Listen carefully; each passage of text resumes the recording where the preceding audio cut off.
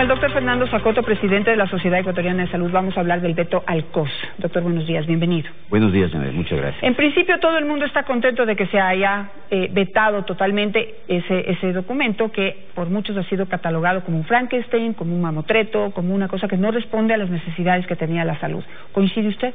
Yo diría que hay, a lo largo mismo de la discusión del COS, hay posiciones controversiales y a veces diametralmente opuestas. Hay gente que dice que lo defiende el veto, hay gente que cuestiona el veto. Pero a mí me parece que lo fundamental es realmente tomar en consideración que el Código de Salud no abordó el problema fundamental de la salud en el Ecuador, repetida por diagnósticos por décadas: la desestructuración, la desarticulación, la descoordinación entre, por ejemplo, el Ministerio de Salud y el Instituto Ecuatoriano de Seguridad Social, con las duplicaciones e ineficiencias que esto conlleva. El lunes que entrevisté al viceministro de Salud, el viceministro de Salud, él informaba que lo que pasa es que de alguna manera las leyes y los reglamentos impiden que estas dos instituciones se fusionen y puedan aprovechar su infraestructura. ¿Eso es cierto? Yo diría que cuando uno habla de un sistema nacional de salud, realmente no es todo o nada. Uno puede ir construyendo el sistema nacional de salud, por ejemplo, con atención primaria de salud universal. No importa que sea afiliado o no afiliado del seguro, de lo que quiera. Es relativamente sencillo.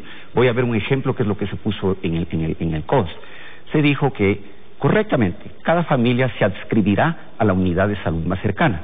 Pero resulta que la unidad de salud más cercana, en muchos sitios del país, queda a kilómetros y a muchísimo tiempo. Calderón, por ejemplo, ¿sí?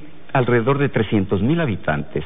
¿Qué es lo que tiene un hospital? No cuestione el hospital, por supuesto es necesario, pero tiene que haber una red de servicios de nivel primario para que funcione como red, de tal forma que, por ejemplo, podía haberse puesto en el código un asunto mandatorio. Ahorita mismo en España se está discutiendo la necesidad de incrementar el presupuesto para atención primaria de salud en España, que probablemente los recortes que se dieron a la atención primaria en España y a la salud pública en España han determinado la respuesta terrible que se ha tenido.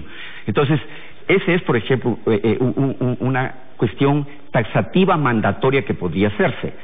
Debe destinarse recursos suficientes, probablemente no se llegue a poner un porcentaje, pero claramente establecer que debe estar recursos para la atención primaria, y eso funcionaría muy fácilmente, porque por otro lado, cuando usted tiene un grupo de familias a su cargo, 500, 600 familias por un equipo bien dotado, usted tiene capacidad, por ejemplo, de hacer educación sexual prácticamente barrial, comunitaria. Usted tiene capacidad de tener control sobre la vacunación y tener coberturas de vacunación, cobertura de control prenatal. Bueno. Ese es el punto fundamental, uno de los puntos que, por ejemplo, debía haberse puesto y no se puso con la claridad necesaria. A lo largo del tiempo, en vez de fortalecer la atención primaria, lo que han ido es destruyéndola, totalmente desfinanciándola, y hoy todas las personas, como sucede en Calderón, tienen que acudir por una gripe, por una rotura de cabeza, por un dolor de barriga, al hospital de segundo nivel, que es ya de especialidad.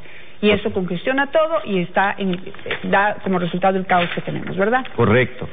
Le voy a dar otro ejemplo. En alguna parte del código dice que los municipios, hablando de promoción de salud y prevención de la enfermedad, que es también fundamental y que tiene que ser parte de una política de salud de Estado, dice, por ejemplo, los municipios podrán destinar recursos para promoción de salud y prevención de enfermedad. Podrán. No, era más categórico que pongan deben destinar en su presupuesto para estas actividades. Y voy a poner un ejemplo, ojalá rápidamente.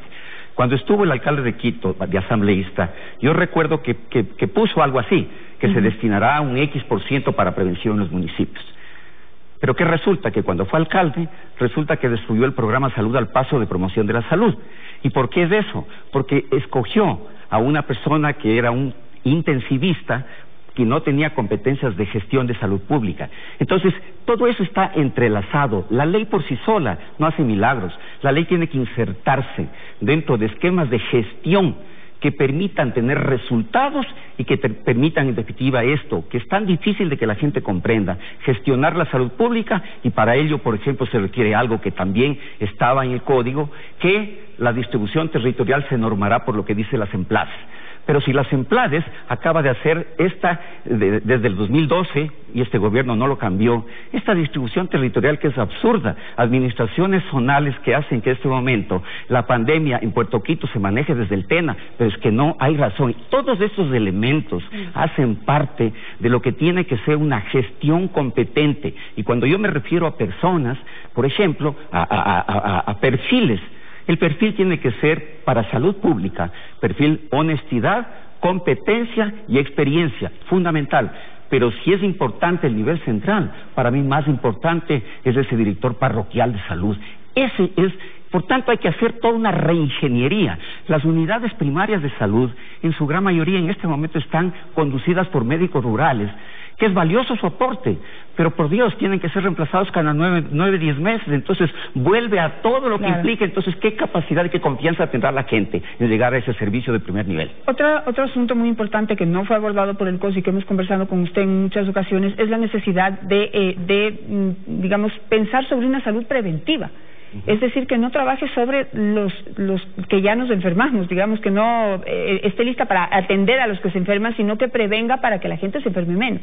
Sí, la promoción de la salud y la prevención de la enfermedad es el pilar de una política de salud. Ciertamente hay muchos intereses en Ecuador y otros países que determinan el que se dé preeminencia a lo curativo, porque con lo curativo está la industrialización de la salud.